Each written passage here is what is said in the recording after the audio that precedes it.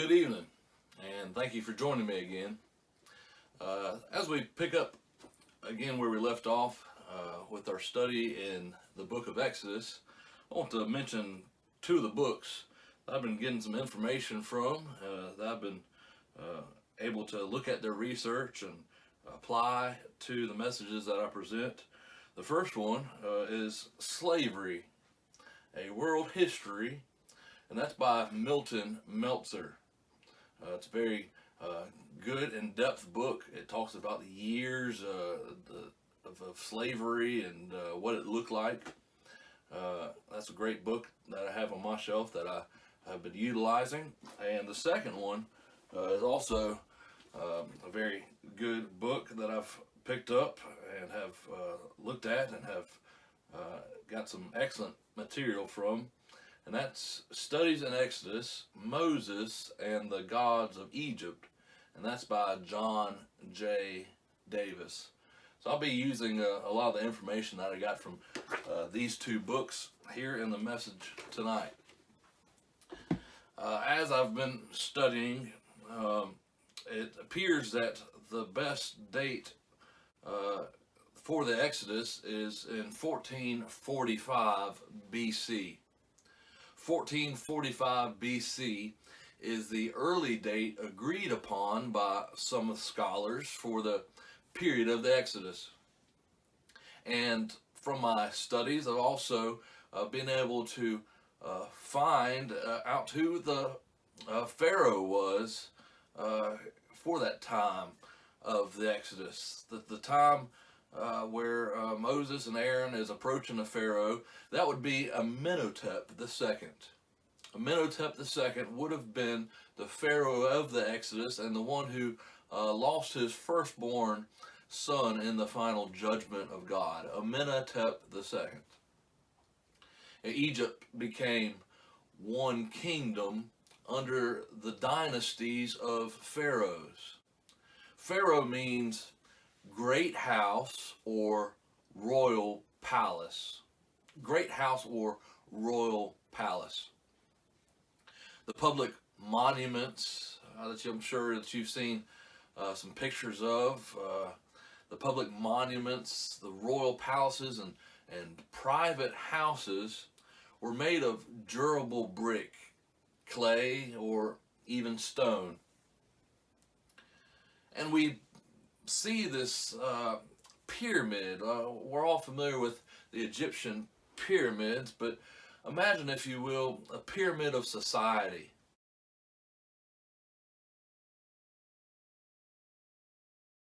The pyramid of society, broken into classes. Sitting above, the very top, sitting above the Egyptian society were the Pharaoh and his queen, who were worshipped as divine beings.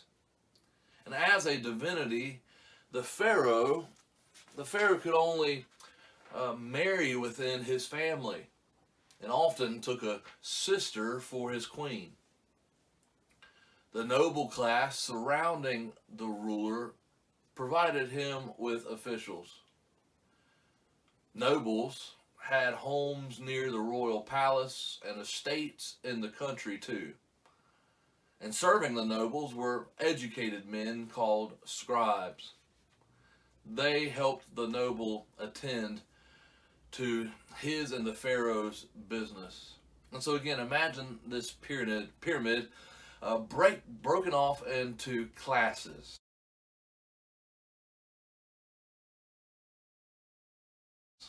Right? So at the very top you would have Pharaoh. At the top sits the Pharaoh, which means, again, great house, worshipped as divine beings. Under them would be the priests, the nobles, and the officials. That would be that second class there in the pyramid. Under them would also be the educated, the scribes. These were those who were underneath these nobles and officials. And there at the very bottom of the society was the great mass of peasants. So again, Think of that pyramid broken off into classes, different ones and different sections there. The peasants, they were technically free, but lived almost like serfs who traditionally are bound to the soil and go along with the land to any buyer of it. The Egyptian peasants worked the lands of the pharaoh, the temples, or the nobles on a sharecropping system. They could not be sold, and they owned their own homes, so they were not slaves, but they were still bound to the land. If the land was sold, the peasants went along with it to serve the new owner. They were worked harshly. They produced a surplus that supported the large number of nobles, priests, and officials. They are said to have been drafted between labor seasons to build the massive pyramids, which house the pharaoh's tombs. One of these alone, the Great Pyramid of Giza, was made of 2,300,000 stone blocks, weighing about 2.5 tons each. The 5th century Greek historian Herodotus said it took 100,000 workers 20 years to build the pyramid. The men who herded sheep, goats, or swine were no better off than the peasants. If you recall, back when Joseph's family first came to Egypt and to settle in the land of Goshen, this is what they told the Pharaoh, found in Genesis chapter 47. Joseph went and told the Pharaoh at that time, "My father and brothers, with their flocks and herds and everything they own, have come from the land of Canaan and are now in Goshen." And when they presented in front of the Pharaoh and were asked what their occupation was, they responded, "Your servants are shepherds, just as our fathers were." Here, right away, they are designated and grouped. They are put into a class, into a caste system. Here they are no better off than the peasants who lived like serfs and belonged to the land. We read in the very first few sentences in the book of Exodus that even this relationship began to change. That with a new Pharaoh put in charge, he saw fit to treat the Hebrews as foreigners and saw them as a potential threat. The Pharaoh who began some of these changes was Thutmose III. Thutmose III is the likely candidate for the Pharaoh of the oppression. He is considered the greatest military leader in Egyptian history. He would campaign yearly in Palestine and Syria. He would bring in goods and treasures from his conquest along with prisoners, tied to one another in long lines. Ropes would be lashed around their arms behind at the elbows, or wooden handcuffs would hold their wrist.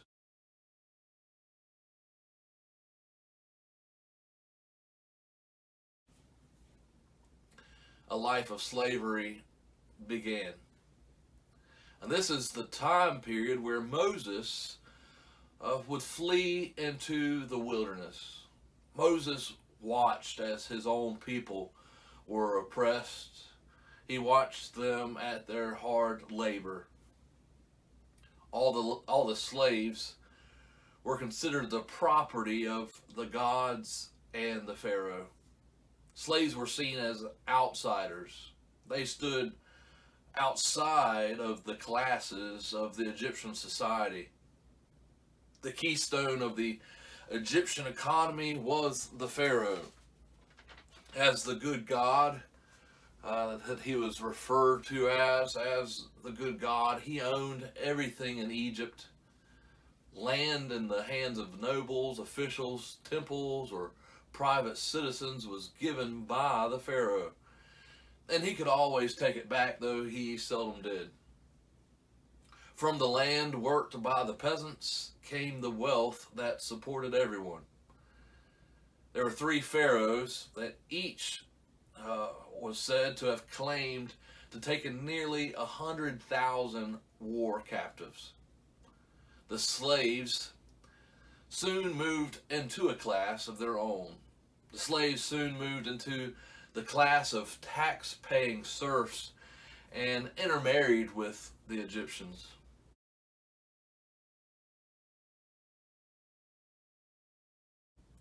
Many were assigned to labor on the monuments. The Israelites were enslaved as foreigners. It was a very long period of bondage. Tens of thousands of slaves captured from many countries and peoples toiled on the vast construction projects of the Egyptians. We read about some of the construction projects that the Israelites were involved with. It is said that they built Pithom and Ramesses as store cities for Pharaoh in the first chapter of Exodus. From shepherding to slavery, from herding sheep to gathering bricks, from watching sheep to now being watched themselves with slave masters over them. Their way of life had drastically turned. And eventually, over time, we see a mentality form. A mentality, a slavery mentality. This view that they mold into, this life of servitude. They see it as their lot, that it's the way that it is. We even see a caste system within their own ranks that develops. They have a pyramid of their own.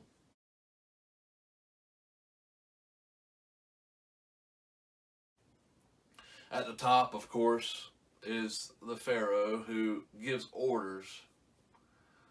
Below them is the slave drivers. Then below the slave drivers is the Israelite overseers. And then finally at the very bottom, the common slave laborers. Something peculiar to notice too is how entrenched is this mindset of servitude in the mind of the Israelite. This servant mentality. They even begin to take ownership of their work for the Pharaoh. If they're working on a project, they want to do it to their best because they begin having this ownership of it, that the work must continue. You see, after all these years, the work has kept them busy, and it occupies their mind. See if you can see all this workings, the ins and outs, and the strategy behind the oppression. You know, it's one thing to control the body. It's quite another thing to control the mind. Picking back up in Exodus chapter 5, verse 4. The king of Egypt said, Moses and Aaron, why are you taking the people away from their labor? Get back to your work. You see, the Pharaoh will not put up with any disorder and chaos under his watch. He sees Moses and Aaron trying to cause a disturbance, a disruption, interrupting the flow of his economy. Verse 5, Exodus chapter 5, verse 5, the Pharaoh said, Look, the people of the land are now numerous, and you are stopping them from working. Here, they see a kink in the chain. Here, the Pharaoh sees a kink in the chain of his economy. There's a message disrupting the flow. There's a message that has been brought to the minds and the ears of the Israelites. And this is beginning to slow down and stop the work. A message. It is news that Yahweh, the Lord God, has spoke, and that he has sent his messengers. There is word spreading, and the people are waiting and watching to see what happens next. The Pharaoh will not allow for any disorder, for any chaos to ensue, and he will not allow for any disruption to his economy. He demands that the people get back to their work. Verse number 6, Exodus chapter 5, verse 6. Says that the same day Pharaoh gave this order to the slave drivers and overseers in charge of the people. He tells them, you are no longer to supply the people with straw for making bricks. Let them go and gather their own straw. Pharaoh's thinking, his mentality, his thoughts are this, that the people are just lazy. They're lazy. That's the reason why they're stopping their work. They're preoccupied with all this God talk. His idea is to make them busier. Continue to tighten the reins. Make them busier. Have them be responsible for their own straw. That will stop all this thinking and all this God talk. Have them go out and searching all throughout the day, all across the land. Have them go out and search for the straw, and that this will disrupt their thoughts. This will sway their thinking. Verse number 8, Exodus chapter 5, verse 8. Require them to make the same number of bricks as before. Don't reduce the quota. They are lazy. That is why they are crying out. Let us go and sacrifice to our God. Make the work harder for the people so that they keep working and pay no attention to lies. What if the same thing is going on today? Let's just preoccupy the people's minds with entertainment, with working long hours. What if the same thing is happening today? So that we are taken away from what God has in store, for the message of God, from spreading the message. What if the same thing is happening today? You see, the Pharaoh does not believe the message brought by Moses and Aaron. He doesn't believe it. He doesn't believe the message. He believes it to be a gimmick to get people out of work. He attributes the desire as laziness on behalf of the people. So he increases the workload. He thought of himself as gracious and lenient, supplying the straw for the people. Here he was doing it out of his own grace, his own provision. He thought himself as a generous Pharaoh. But no more. He will put a stop to that. Their blatant lack of disrespect and of regard for him, to his generosity, he will show them. It will backfire on them. He will cut off his supply of mercy and make them responsible. This soon will become an overwhelming and impossible task. Exodus chapter 5, verse 14. And Pharaoh's slave drivers beat the Israelite overseers they had appointed, demanding, why haven't you met your quota? Why haven't you met your quota of bricks yesterday or today as before. The overseers take their complaint straight to the top, to the Pharaoh. Verse 15. The Israelite overseers went and appealed to Pharaoh. Why have you treated your servants this way? Why are they being treated this way? Why are they being persecuted? We see it's because of the word. It's because of the message. That's why they're being persecuted. That's why they're being beaten. Because of the word.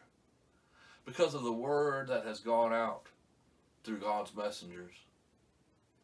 Persecution would occur. What is the cost of us carrying the message? We see here there is a cost. And yet we see God's people turn on the messengers. They find fault with the messengers. The people that the message went out to, they begin to turn on each other. They find fault with the messengers. You've heard it said, don't blame the messenger. I'm only a messenger. And yet that is what the people do. That is what they resort to. Blaming Moses and Aaron. And then Moses and his discouragement, after hearing the cries and the blame that's put on him, Moses then turns to the Lord.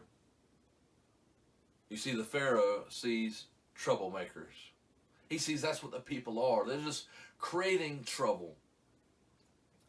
The people see trouble. They see the reaction of the Pharaoh. And they look at themselves and say, we're in trouble. We're in trouble with the Pharaoh. And so the people, feeling all this trouble that's come on them, they want to cast it off and put it on someone else. And so they begin pointing their fingers there at Moses and Aaron. The people see Moses and Aaron as the cause of the hardship. We see Moses. They're reaching out, crying out to the Lord. Lord, why? Why all this trouble?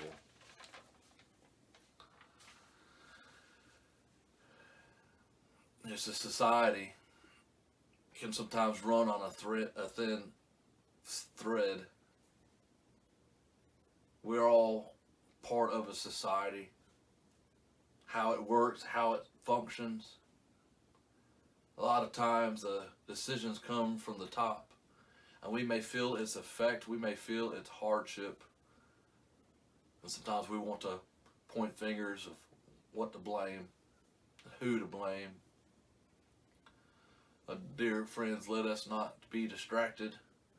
Let us not be caught up in the busyness, but let us remember the message of the Lord, that we are messengers, and sometimes there is a cost. Continue to hold on to God's message. Continue to cling to it. For it's His message that continues to give us hope and points the way forward. Well, I hope that this message has been a blessing to you. Until next time, bye-bye.